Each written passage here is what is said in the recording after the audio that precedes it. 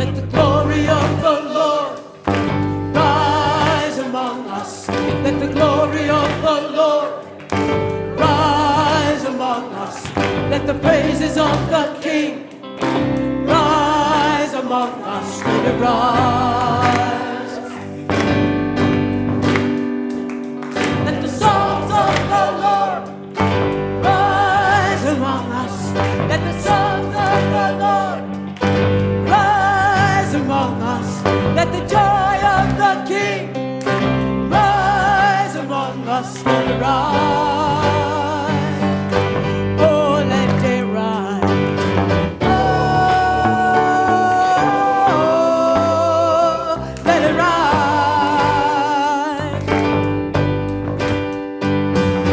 Oh, let it rise. Let it rise. Let it rise.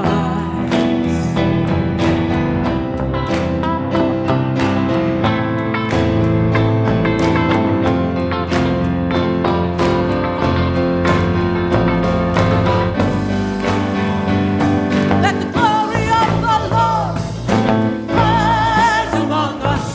Let the glory of the Lord rise among us. Let the praises of the King rise among us. Let it rise. Let the songs of the Lord rise among us. Let the songs of the Lord rise among us. Let the joy of the King rise among us. Let it rise. Oh, let it rise. Oh, let it rise.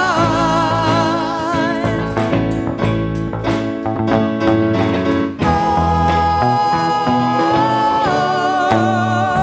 let it rise.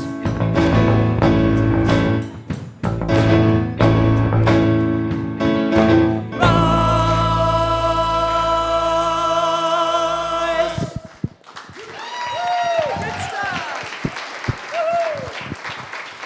Please remain standing if you don't mind doing so, and let's join hands if you're comfortable doing so with someone near you. Let's take that energy of rising this morning, deepen it down into our hearts as we sing our opening hymn, Surely the Presence.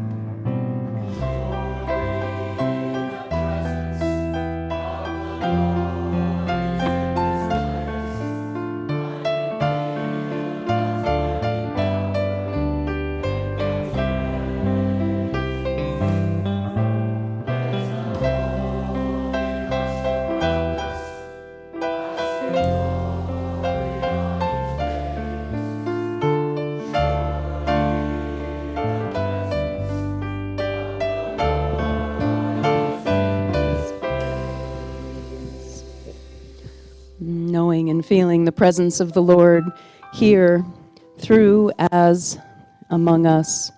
We thank you, sweet Spirit, for this glorious day. We thank you for summer and for warmth and for blue skies. We thank you for unity on the river. We thank you for the Christ expression that we are as you. We thank you for the spiritual family. If there's anything that you might have brought with you this morning to this holy place, to this spiritual family that might be encumbering you, holding you down, any sense of lack, any worry, any fear, any upset, I invite you now to just lay that down at the feet of the Lord, knowing that your life is unfolding exactly as it should right here, right now, and that in this energy, in this loving, clear, glorious energy that is unity on the river, anything can be transmuted.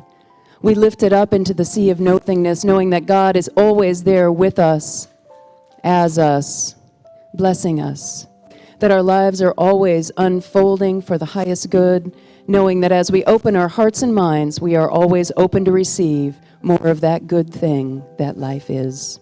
And so it is. Amen.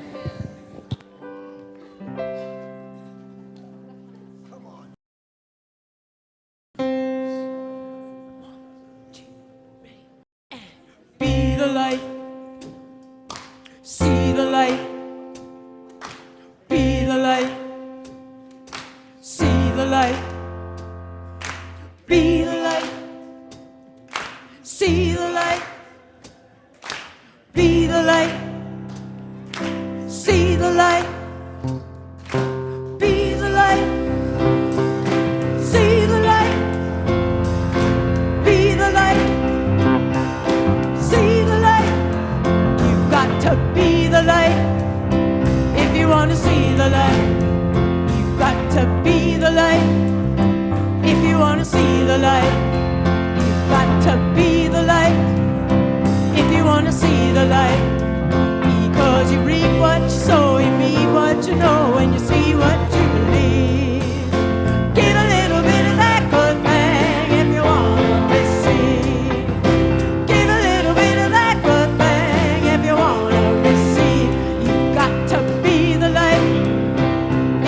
See the light, you've got to be the light. If you want to see the light, you've got to be the light. If you want to see the light, because you reap what you sow, you meet what you know, and you see what you believe. Give a little bit of that good thing if you want to receive. Give a little bit of that good thing if you want to receive. Don't tell me that your life is a desert. Somebody gotta quench your thirst. You can run, you can pray for the water, but you gotta give your love to it first. You've got to be the light. If you wanna see the light, you've got to be the light. If you wanna see the light, you've got to be the light. If you wanna see the light, because you reap what you sow, you meet what you know, and you see what you believe. Give a little bit of that good thing if you want to receive. Give a little bit of that good thing if you want to receive. Keep.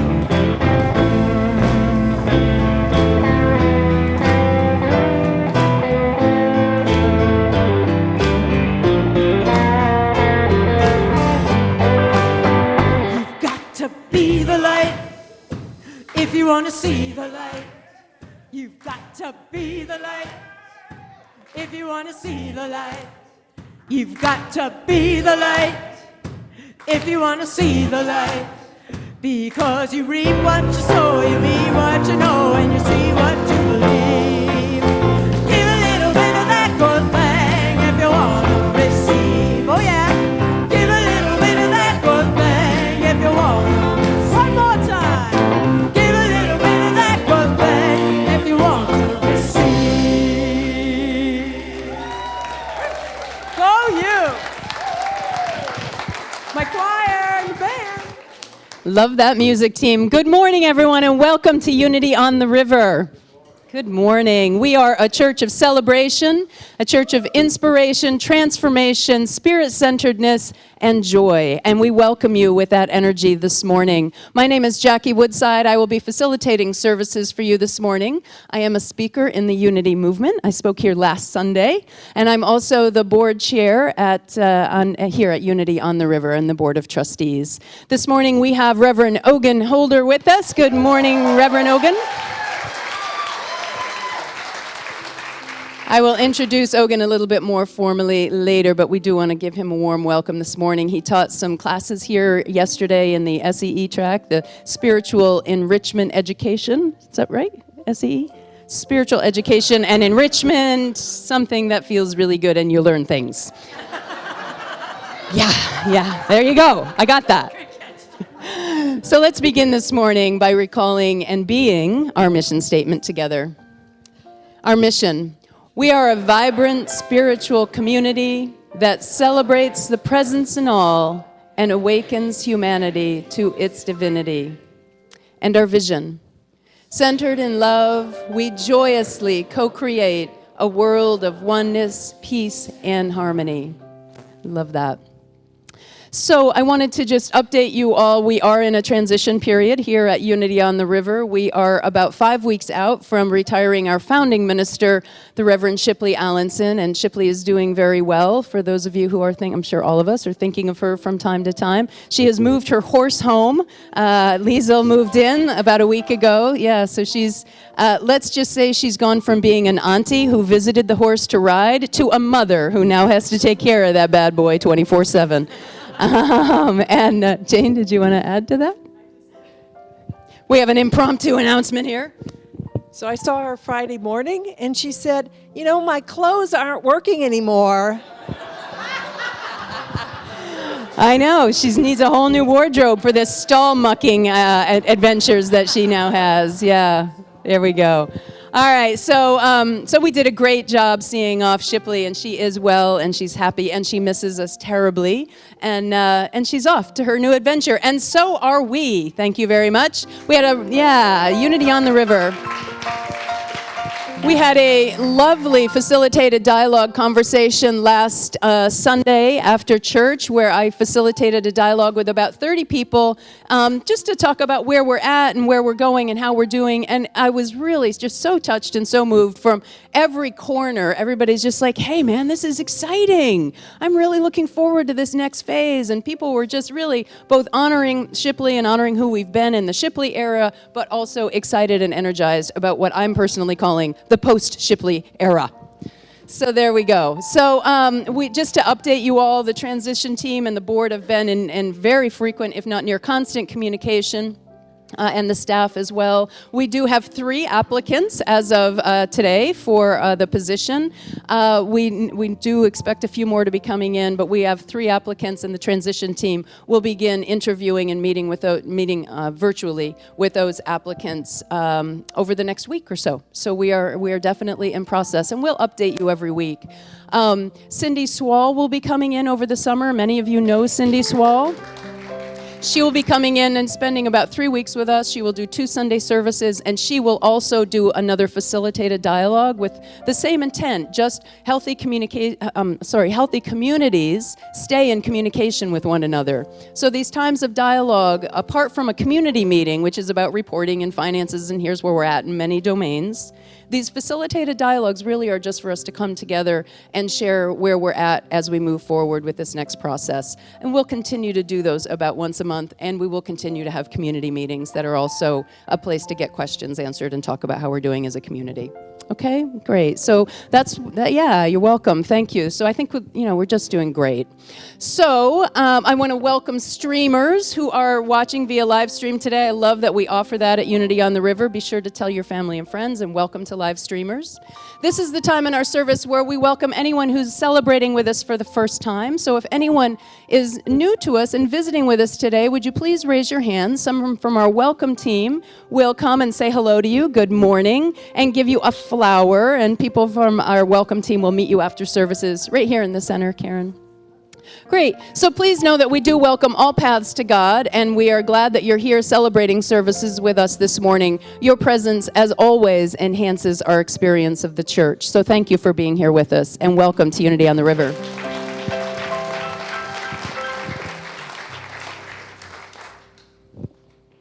Are you up?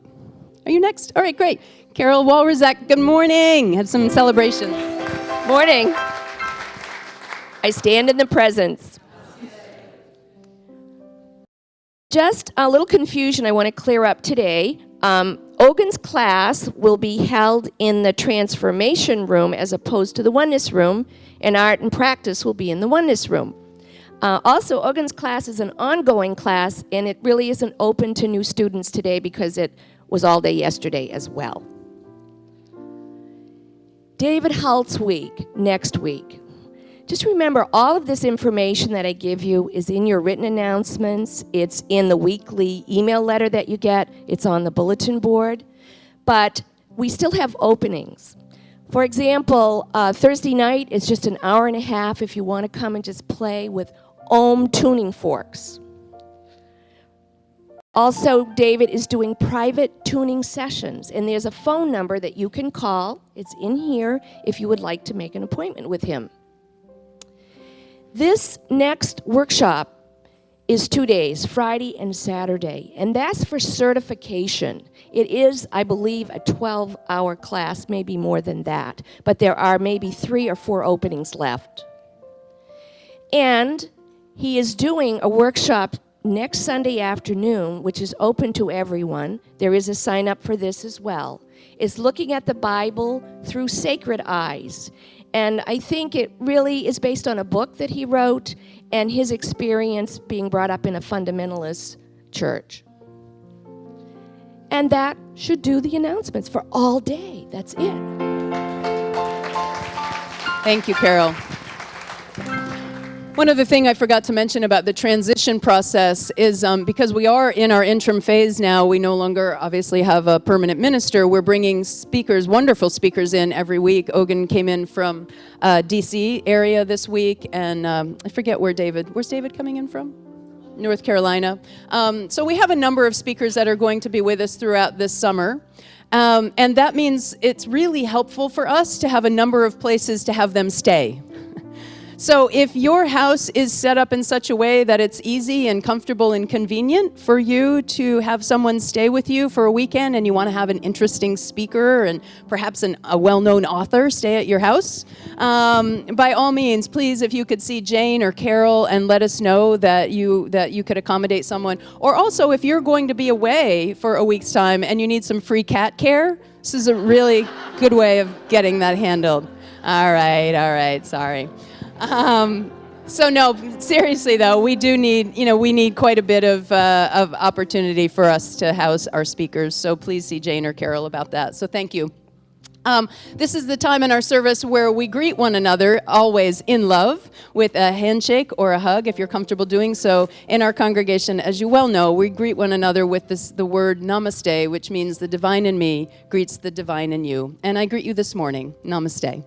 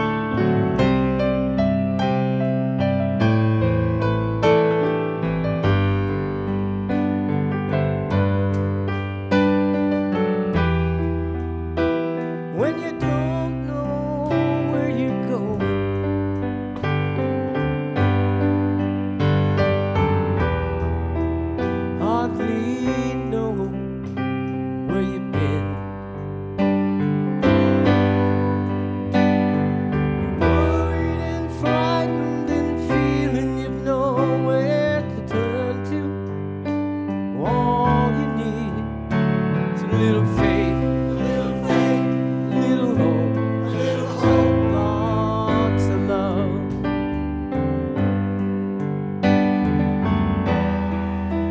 No one said life would be easy.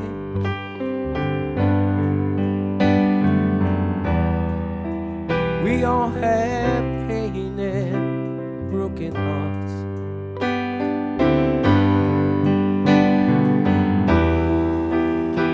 When your soul longs for comfort, all you need is a little faith, little hope, lots of love.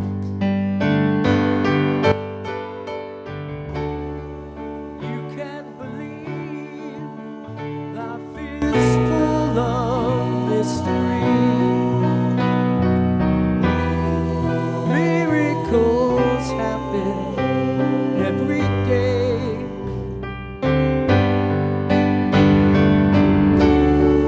Take a deep breath and breathe out a prayer, and you will find peace inside. Take it away, Keith.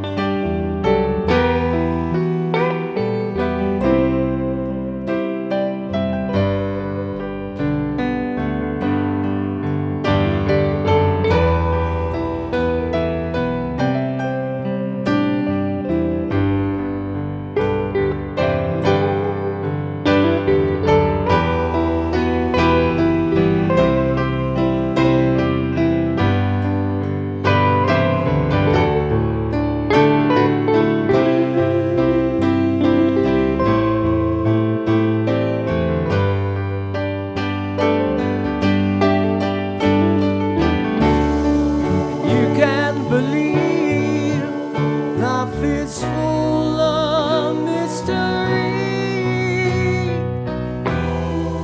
Miracles happen every day.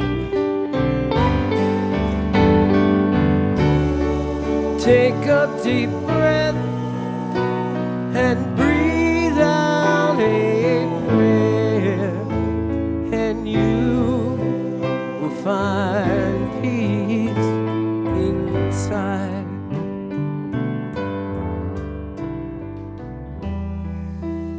So when you're feeling much better,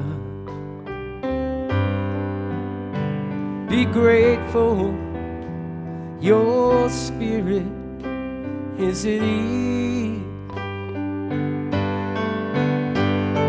The next time you're facing a challenge, just remember all you need is a little faith, a little hope, lots of love. A little faith, a little hope, lots of love. A little faith, a little hope, lots of love. A little faith, a little hope, lots of love.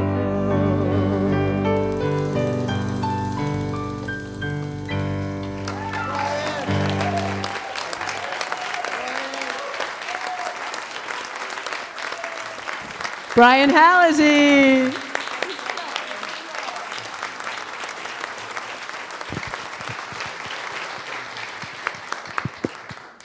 It's beautiful, Brian. It's really remarkable to me how much talent we have in this ministry, isn't it? The music that we have every week, and the fellowship. Oh, and the art gallery. I think the art gallery has changed over. We're featuring our young talent this month. So be sure to go out and take a look at what the children and the youth and family ministries has produced out in the art gallery. But I digress. We have things to do. It is my absolute honor and pleasure to invite and welcome my colleague and my friend, Reverend Ogun Holder, to the Unity on the River platform. Reverend Ogun, for those of you who do not know him, hails from the DC area. He is the executive director of his nonprofit ministry called Unity for All, and he is also the associate minister of Unity of Gaithersburg, where his wife, also a Unity minister, is their senior minister at Unity of Gaithersburg. So he's also a homeschooling dad for the daughter that he has with Jennifer, and a blogger, an author, a musician, a spiritual teacher, and occasionally the guest speaker at Unity on the River. Please welcome Reverend Ogun Holder.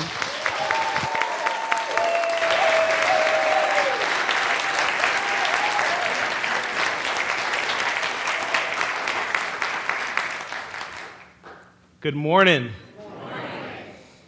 I'm taking you all in for a moment. It's always good to be here. So last Sunday, I celebrated my 40th birthday.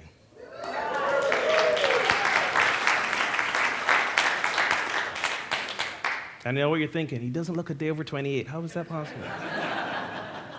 So about 40 years ago, went too fast. Go back. It won't go back. Help me out there.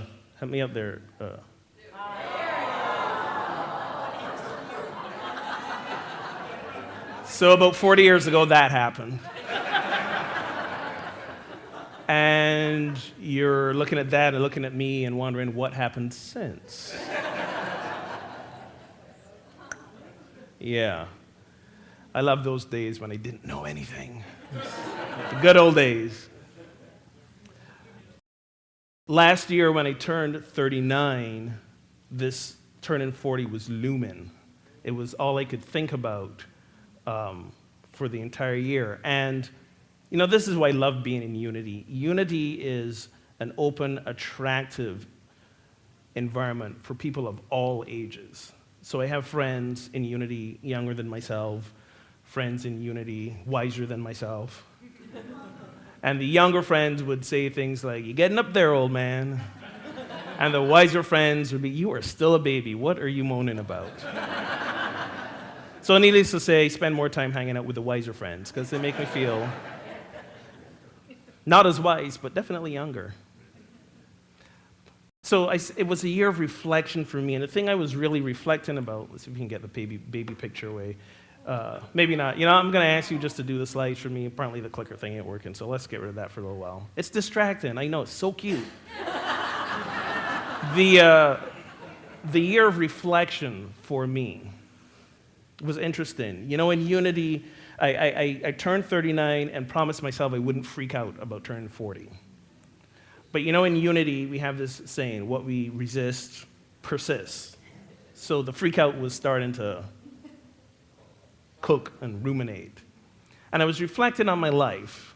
And as I'm reflecting, I realized that my life, even though it's been exquisitely fulfilling in so many ways, I was still hung up on this idea that it was exceptionally ordinary. So I'm sitting in this dichotomy, which I'm clear I've made up, but still, I'm sitting in it. I may have made it up, but when you make things up, they're very real to you. All right? Yeah. So I'm sitting in this, and a few weeks ago, while sitting in it and doing something exceptionally ordinary, I was folding laundry, and I was listening to a podcast. I listen to quite a few podcasts, online radio shows, and I was listening to one of my favorites. It's called On Being. On Being. The host, Krista Tippett, she interviews just these wonderful luminaries from all fields, authors, scientists, religious leaders, but whatever content they bring, she frames it in the context of our spiritual growth. So I was listening to this particular episode, and she had a guest. The guest's name was Dr. Ellen Langer. And Dr. Langer, when I had no idea who she was, but as she was being introduced, they referred to her as the mother of mindfulness, the mother of the mindfulness movement. And it didn't really, pique my interest that much. I'm familiar with mindfulness. We're in Unity, We have very close overlaps and relations with the Buddhist movement. Mindfulness has been around for a while. In the tech world, because I'm all kind of geeky, so in the tech world, mindfulness is like the hot buzzword for the last few years. Campuses like Google have places set aside for people to go meditate because they know that when you're meditating and you're mindful, it increases your productivity and allows you to be in the flow. So quite aside from spirituality, mindfulness has been around for a while, so, no big deal. But then they said she had been steeped in mindfulness research for the past 40 years. And I thought, I'm turning 40, so I'm listening a little more intently. And then they said this about her research. She found that when we are mindful, and as we increase being mindful, our stress decreases, our pain diminishes, symptoms of arthritis, ALS, the common cold decrease. And more astoundingly, people as they got older, if they were more steeped in mindfulness practices, the signs of aging started to decrease, and in some cases, even reverse. And I thought, now you got my attention.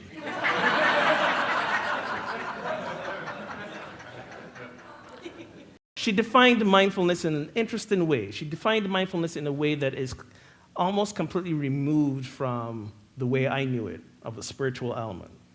She described mindfulness simply as this: the simple process of actively noticing new things. Let me say that again. Mindfulness, according to Dr. Ellen Langer, is the simple process of actively noticing new things. Many of us, I'll speak for myself, I often go through my day in a state of mindlessness. I just get in the routine of what I do. I wake up, go to the bathroom, brush my teeth, I drink a glass of water, go to the gym maybe, or go to work, or what's on the docket for the work. I go through the day sometimes in a state of mindlessness. I'm not looking and noticing new things. My mindfulness was scripted for particular times, like when I sat for meditation, or I would remind myself to be mindful for something. But again, it wasn't noticing new things, it was just being still. So this was really intriguing, just noticing new things. She says that when you are mindful, you become more situated in the present, but more importantly, you open yourself up to new creative ways to solve an issues that are at hand in front of you. And this comes about, again, by noticing new things. So I'm listening to this podcast, I'm really intrigued, and reflecting back, realizing, the first 40 years of my life was kind of half-hearted mindfulness. There were times I was doing these things, but mostly not really. So I got online, I did some research into some stuff she wrote, and I found what I realized is now going to be my formula for living the next 40 and the 40 after that. Yes, I'm going to live to 120. I am. My wife, on my birthday, she says, "Happy birthday, welcome to she's a couple years older than I am, welcome to the 40 Club. Did you think you would make it?" I said, "Of course, I'm living to 120. This is not my midlife crisis. I'm just a third of the way through." So it's okay. So here's Dr. Ellen Langer's 5 mindfulness steps that guarantee increased success and vitality. And when people guarantee stuff, I gotta tell you, I get a little skeptical sometimes. But I thought, this stuff could actually work. Her first step: seek out, notice, and create new things. Seek out, create, and notice new things. She says, when you notice new things, you're open, you're present, multiple options are exposed to you, you experience less frustration, greater sense of accomplishment, increased confidence. And she says it works wonders for relationships. She says if you've been with someone for a long time and you think you know all there is to know about them, she says next time you walk into the room, notice 5 new things about them, and they will come alive for you again. New things. Notice the new things. Now, if you're like me and you're rather forgetful, that's good news because you can notice those 5 things again and again, and they'll be new for you every time. So it's not as hard as you think it is. Okay? But notice the newness. Number 2, realize how behavior can be understood differently in different contexts. You know, when I first came into unity or discovered unity, there was a saying that I heard that I wasn't happy with. And that saying is, by the way, did I ever tell you all how we got into unity? Okay, we got time. Segue.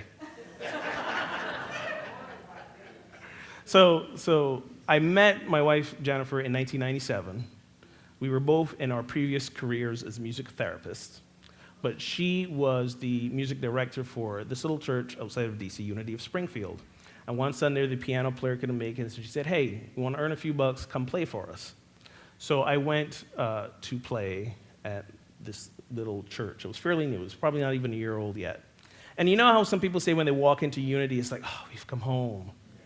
Yeah, no, that was not my experience. My experience was, this is the cult they warned me about. Some strange stuff going on here. Let me get my paycheck and go home. This is weird. But, like most gentlemen in pursuit of a lady, we put aside our fears and the things we wouldn't normally do, and we stayed close. So, I'm attending Unity, and the more I'm listening to these messages, they're seeming very familiar. I'm like, I know I've not heard these before, but something is resonating within me. Well, it turns out that when I was a child, 10, 11 years old, living in Barbados, I heard Unity on the radio. You see, Unity was a presence in Barbados. It was a community that I didn't know about, but they were a presence in Barbados, and they used to pay for some airtime, and they used to air the word from Unity. It was the daily word. So for about 3 years growing up, on driving to school, I would hear this 30-second snippet of the word from Unity. So Unity's concepts and teachings were embedded in me as a child, and I had no idea. Talk about a long germination time, you know? But they were in there. So I'm at Unity, and one of the things my first Unity minister used to say is, people are just doing the best they know how to do. And I was like, no way. I see the news, I see what's going on, I hear the atrocities of how human beings treat each other. And I said, there's no way people are doing the best they know how to do. But after some years of reflection, I realized the reason I opposed that message was because I was not willing to admit that I was doing the best I knew how to do. I reflect back on my past, the times I did things I weren't proud of, the people I hurt with my words. And it was hard for me to admit that I was doing the best I knew to do. So I carried a lot of unself-forgiveness for years. But when I was able to embrace that, yes, at that time I was, and that at any time, at any given point, unless we are consciously choosing otherwise, we are doing the best we know how to do with the information we have.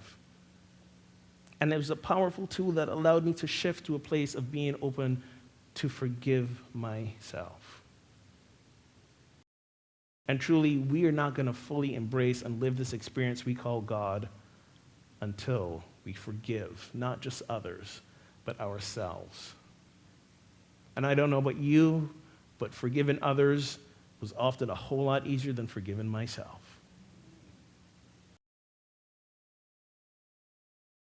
But it's doable.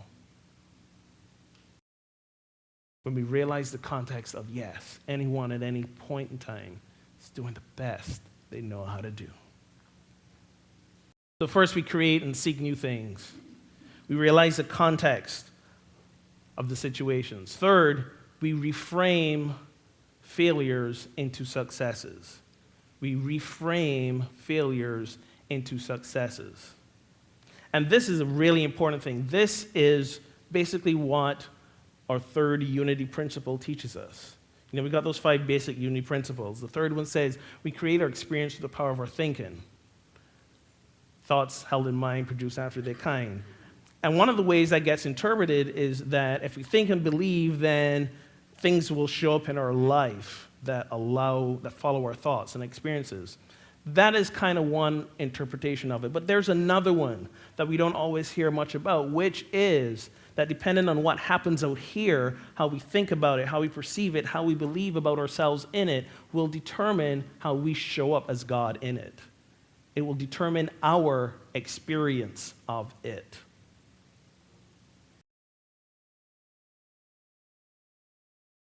We create the experience of ourselves and our life through the thoughts, through the beliefs that we hold in our heart. And yes, we make mistakes, but those mistakes, if we keep seeing them as mistakes, we will keep experiencing them as mistakes.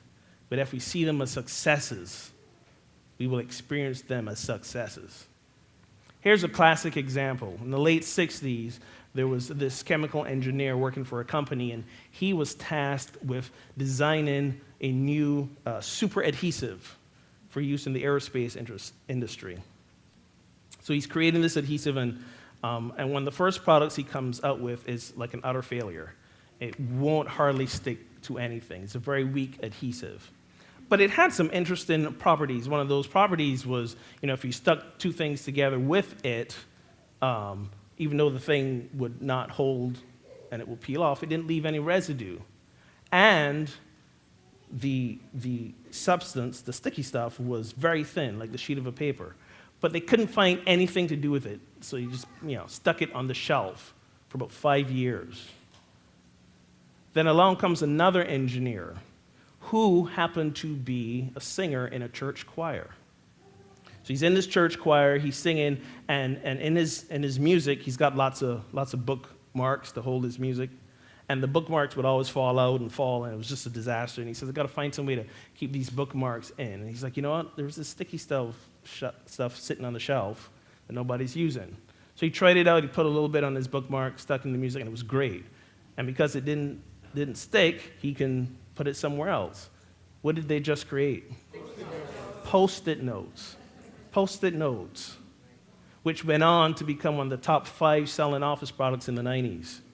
Post-it notes created a success out of a mistake. It was reframed. When I was growing up in Barbados, I flunked out a year of school.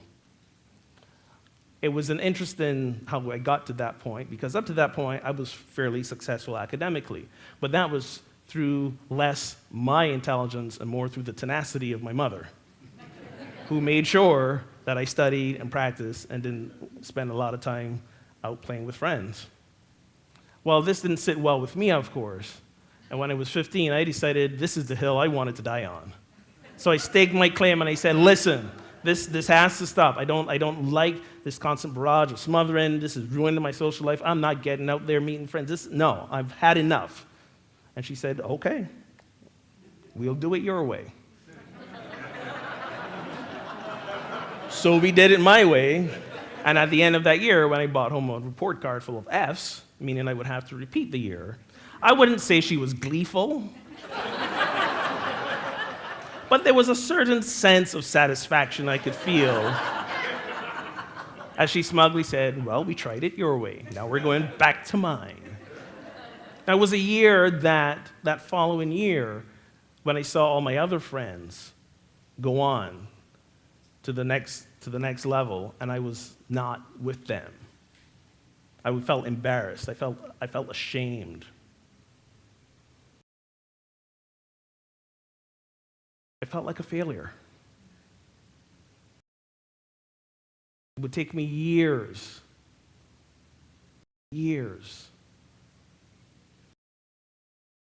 to feel like I could be successful in an academic arena again. Even to this day, when I think of going to school or attending classes, there's still a little bit of that, ooh, do you remember that year? But then that's when I go back to number 2, realizing I only did the best I knew to do in that time. And there's that level of self-forgiveness. Reframe the mistakes that others make about you into successes as well.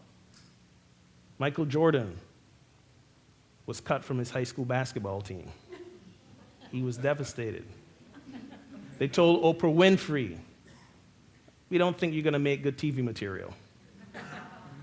Steve Jobs was fired from Apple, the company he started. Walt Disney was fired from a newspaper for, wait for it, lack of imagination. I know, right? Walt Disney, lack of imagination. Yeah. Maya Angelou, who just recently passed away, when she was a child and was molested and named her abuser, and he turned up dead a couple days later, she felt responsible for it and did not speak for years. She felt she had caused it. And we know her now as one of the most transcendent voices of this generation. Reframe the mistakes others make about you into successes as well. So we're creating and noticing new things. We're putting things in the right context. We're reframing mistakes into successes. The fourth thing, be aware. Be aware that all views about things and all emotions that come up in us are the result, again, of how we view the events. Stress. We get stressed out about things, don't we, sometimes?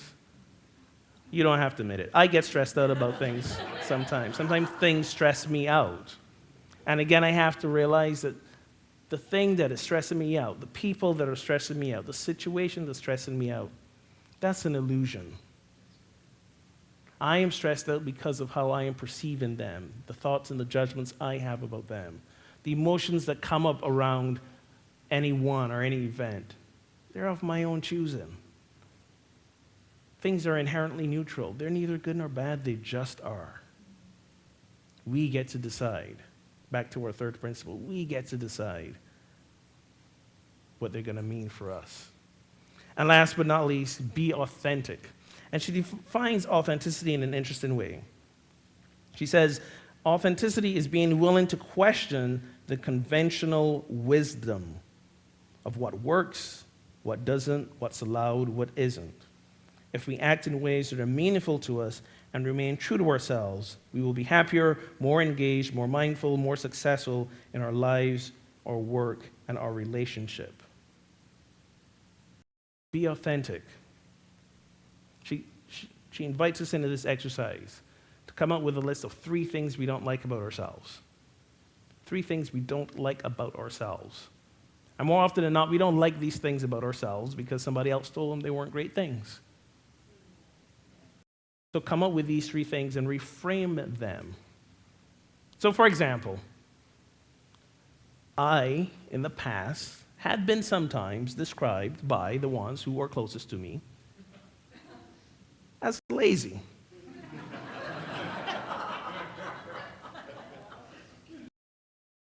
So this past spring, my wife and my daughter accompanied me to Barbados to visit my family. And I love when they travel with me because whenever they travel home with me, there's always that moment when they have an aha because they figure out something about me. It's like, oh, well, that explains it.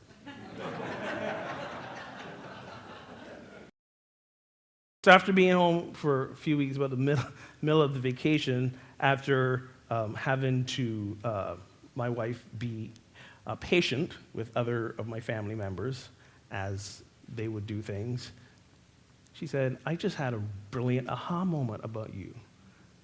I said, what's that? She said, you're not lazy. You just approach things a lot more leisurely.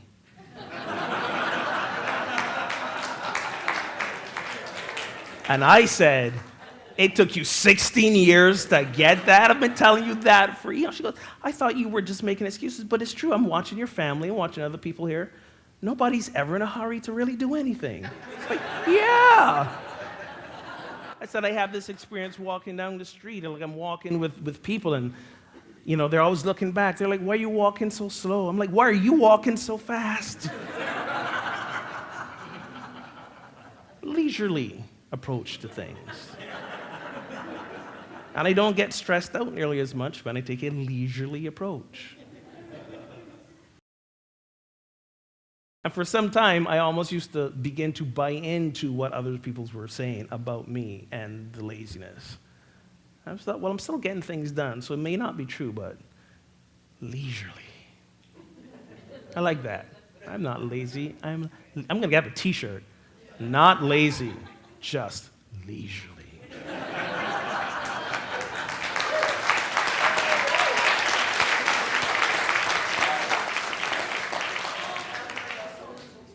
Be authentic. Realize that who you are as you are is more than enough.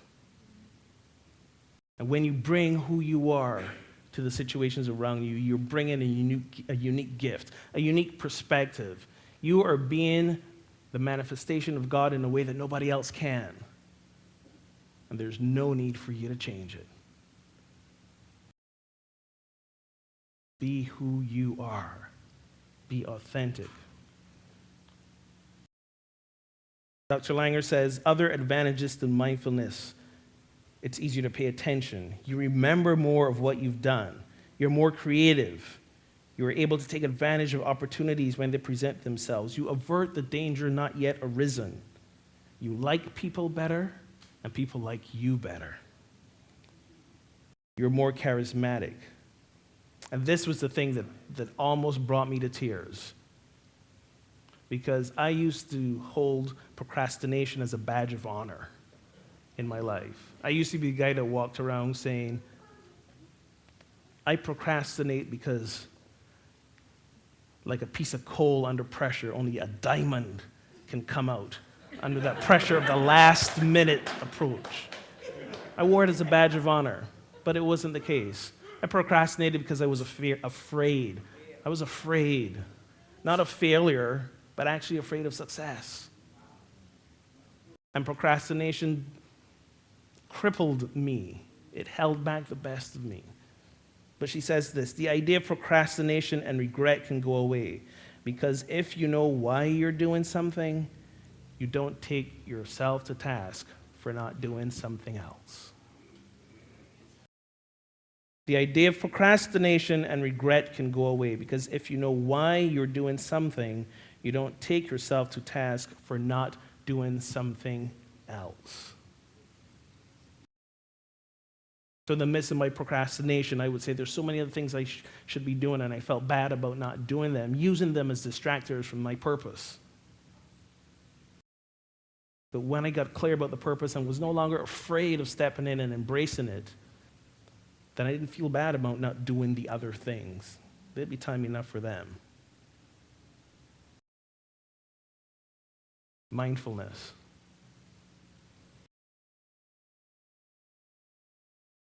As I continued to reflect back on my life, and realized as I started this talk by saying, I lived the first 40 years partially mindful, partially mindless.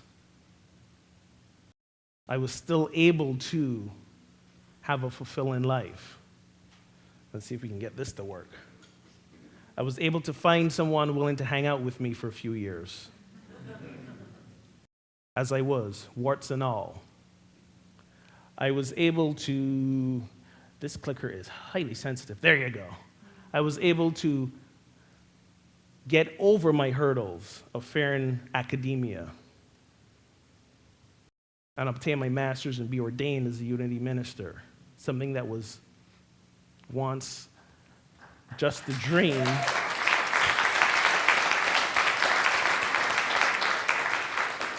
It was once just a fleeting dream.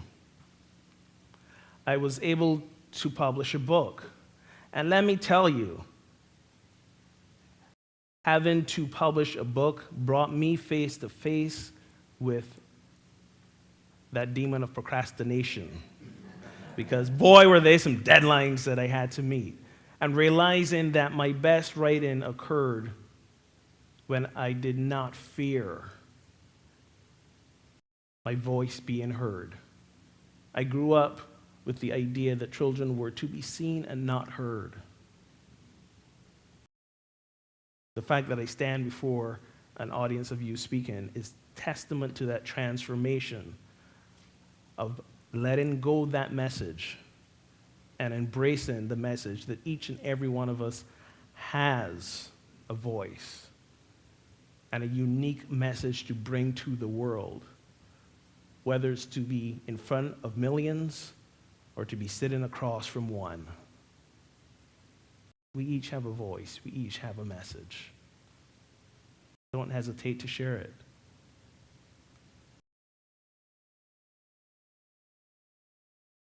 And perhaps my greatest legacy is to be in this circle of love and laughter.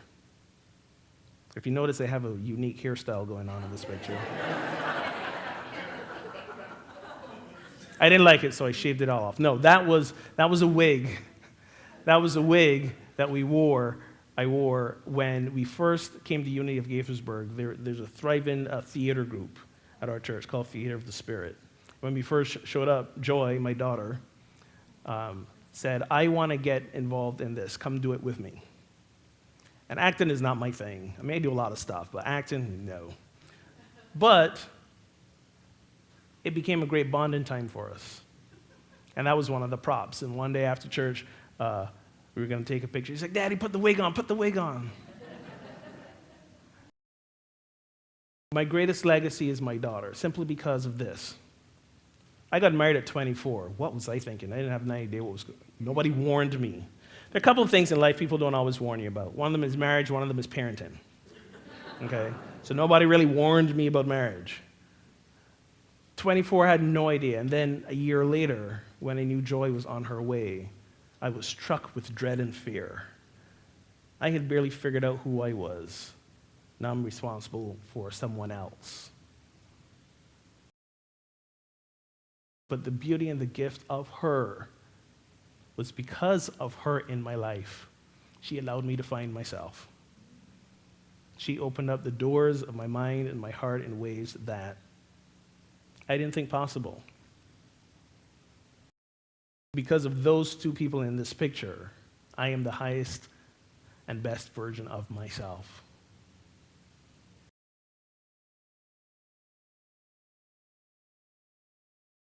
Mindfulness, being present, noticing new things, being authentic, reframing your successes, allows you to be strong.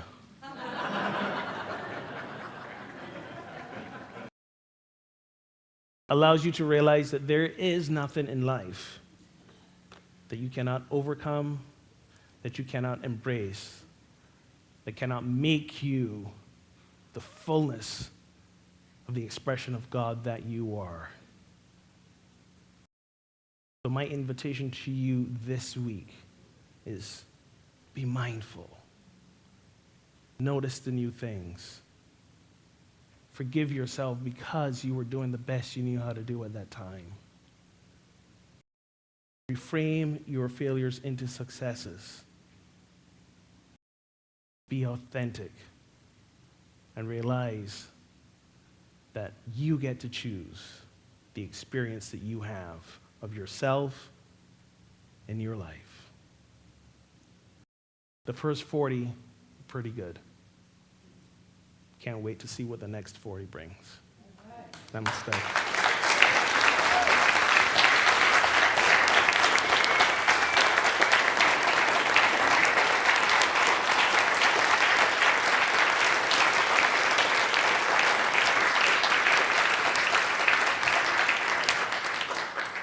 So this time I let our music team take us into time of meditation.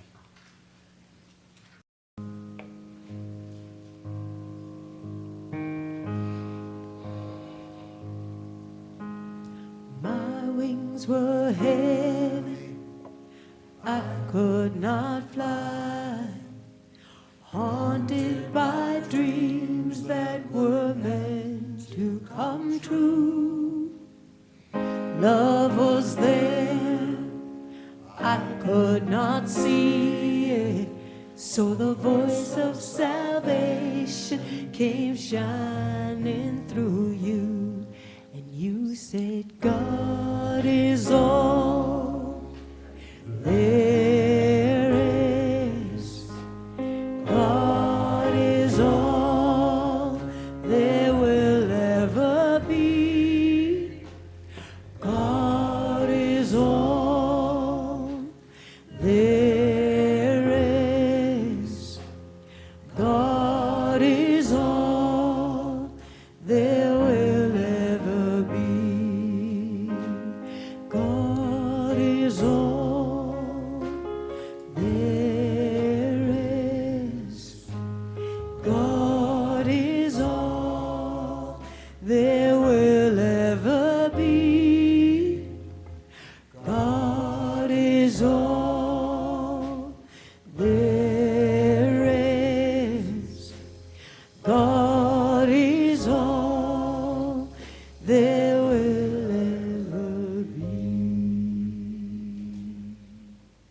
want to invite us now into the time of silence. So if you're comfortable closing your eyes, landing both feet on the floor, clearing your laps of any bags and papers, and just allowing your hands to rest gently on your lap.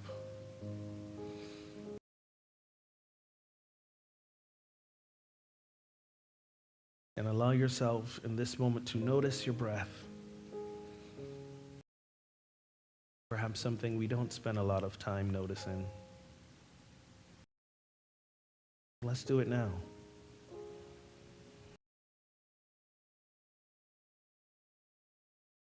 Notice each stage of the breath, from the ear as it enters the nostrils, down the nasal passages, filling our lungs, pausing for the briefest of moments before returning out.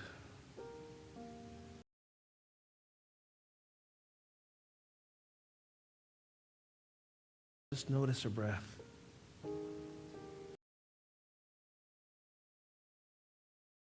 Notice how it brings us into this present moment.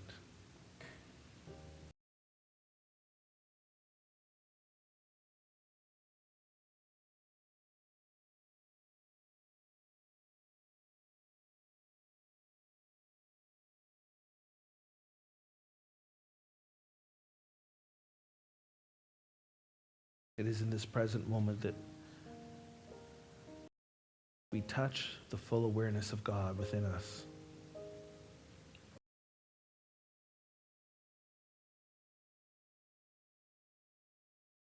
As we breathe, imagine ourselves going deeper within ourselves.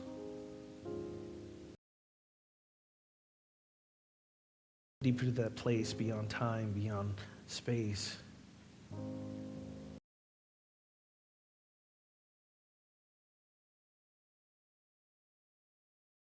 Place where the fullness of all that is resonates.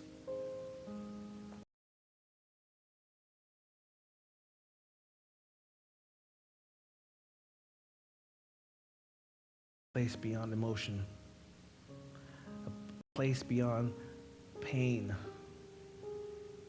and unforgiveness.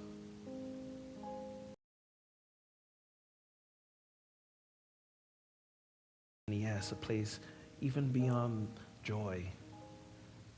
It is a place of pure God consciousness.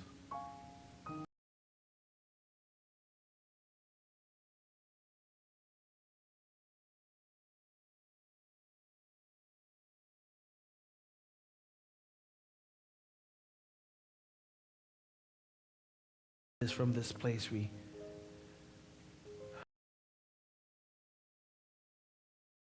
find the fullness of ourselves.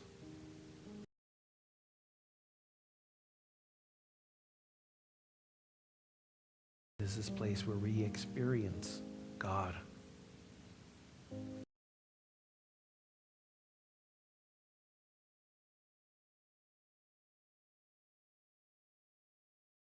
Let us rest there for a time in the silence.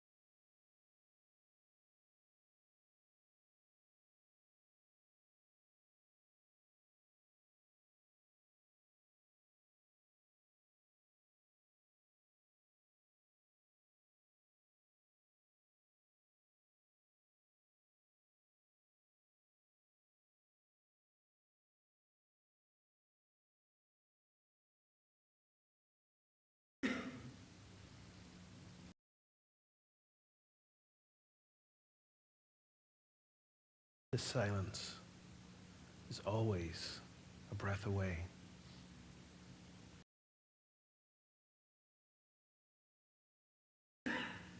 in the midst of all chaos, in the midst of all trauma, in the midst of uncertainty, in the midst of self-doubt.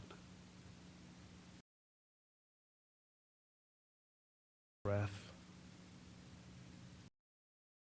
present moment.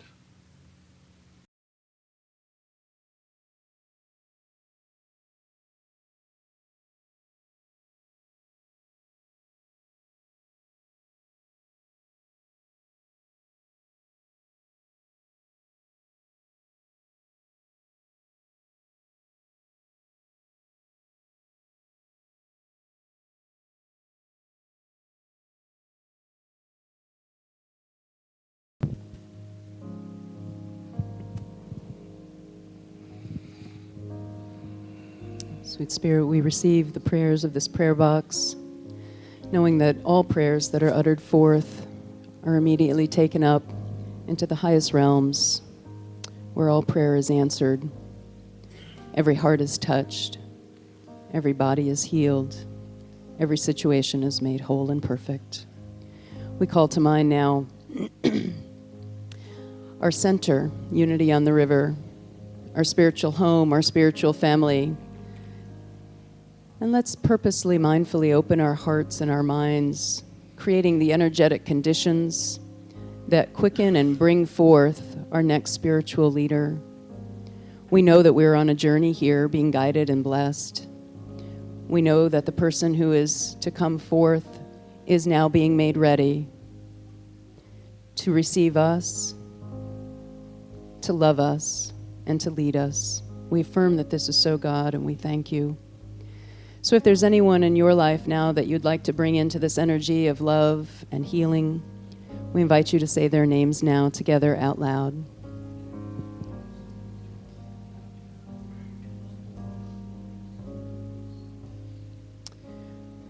We thank you, God, for the faith and the fulfillment of the prayers that have been brought forth and the prayers that have been uttered in this now moment. And we thank you that prayers are always heard, always answered, and that, in fact, God is all that there ever is. And so it is. Amen.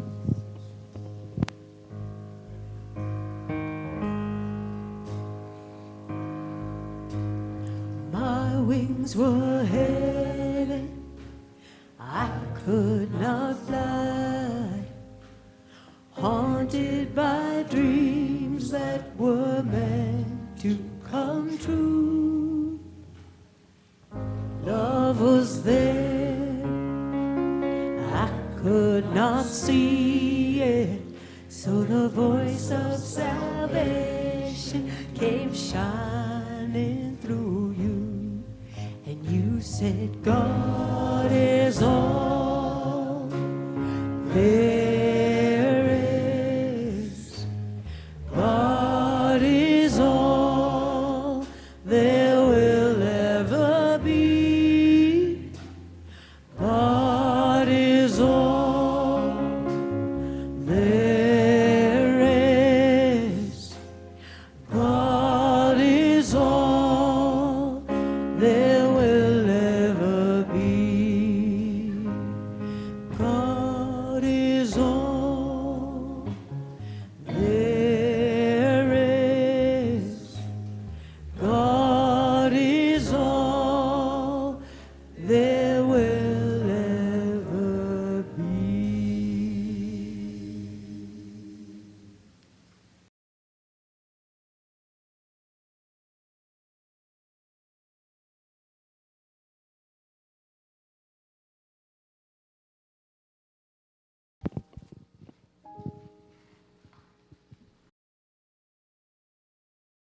It's a lovely meditation. Dude, that was great.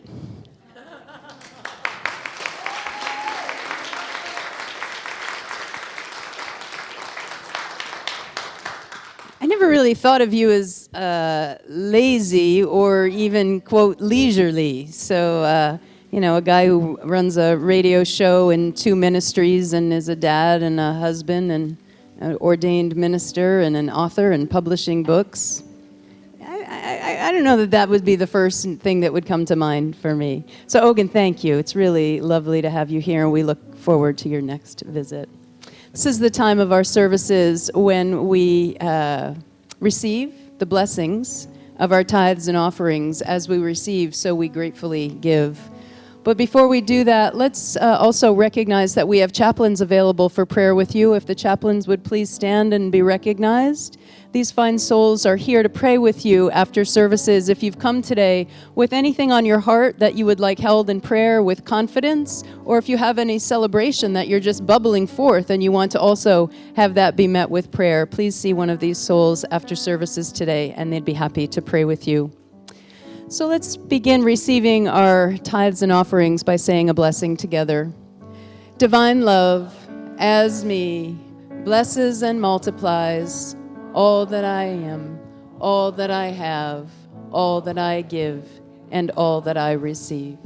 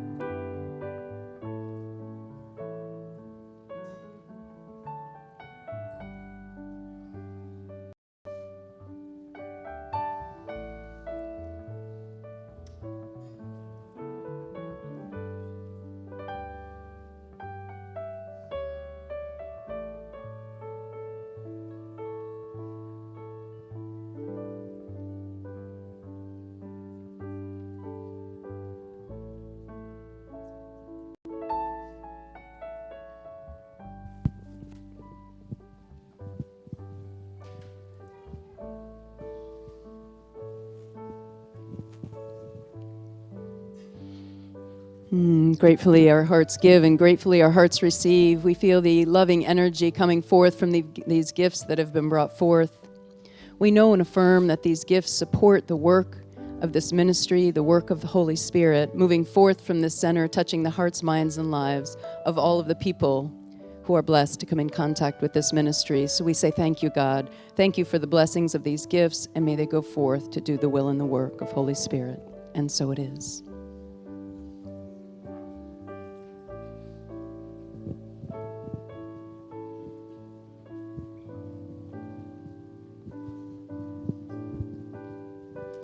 We are so blessed with so many people who give loving service to this ministry, and we always want to practice the spiritual principle of gratitude, saying thank you, acknowledging those people that are stepping forth. So these are some of the teams that support the work of this ministry, the music team, Sunday service coordinators, PowerPoint, the people who help us to do our live streaming, both with equipment and in the technology of it, sound technicians, hospitality, welcome teams, our greeters and ushers that meet you when you arrive, our bookstore volunteers that keep that lovely, fabulous bookstore operating. It is so much work, and our youth and family ministry. Our board of trustees also provide grateful, loving service to this ministry. So if there are any members of the board of trustees here, if you would please stand and be recognized. John and Elaine, Paula, and John in the back. It's lovely to see two of our Board of Trustees also serving as chaplains. So if you have any questions about the transition, I'm also on the Board of Trustees, as you know. If you have any questions about the transition or about anything else with our ministry, please feel free to see anyone on the Board of Trustees after services today. And I think that's all. We've thanked everyone. There was something else that was good. Oh, I know. So you know that there's always opportunity to support our ministry, both financially and with your talents. If there's anyone in our congregation that has particular talent around using WordPress, Ogun. Anyone in our ministry who's here regularly who has some time and talent with that form of technology and using WordPress, if you could see Jane. And as always, if you're interested in getting involved with doing sacred service here at our ministry, please see Seth Walrazak, our sacred service director. Seth, you want to just stand up so people know who you are? So we're always, thank you, Seth. We're always, we are a spiritual family, and just like in any household, it takes a village to get things done around here. So if you're not currently in sacred service, and I know many, if not most of you are, but it's always an open invitation to see Seth or see Jane and see how you can continue to co-create this fabulous ministry together. Thank you. And Maura, you are so much the heart of our ministry with the music that you're always bringing forth. Why don't you bless us with a little bit more song?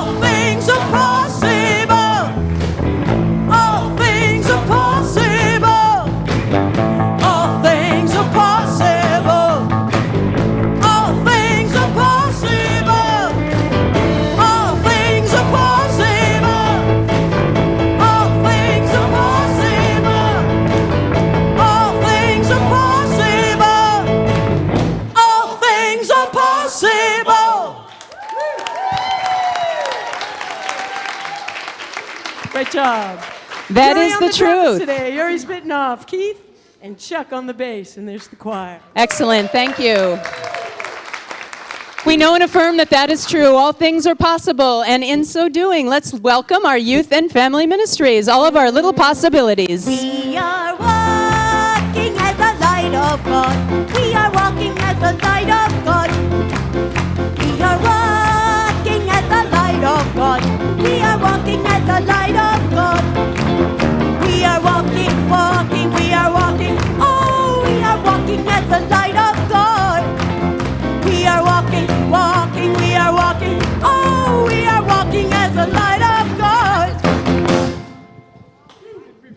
everybody. Today we talked about dreams and our imaginations and what we dream about for our future and what we really, the real one, and what we really wish could happen. Like getting into Hogwarts was a big deal.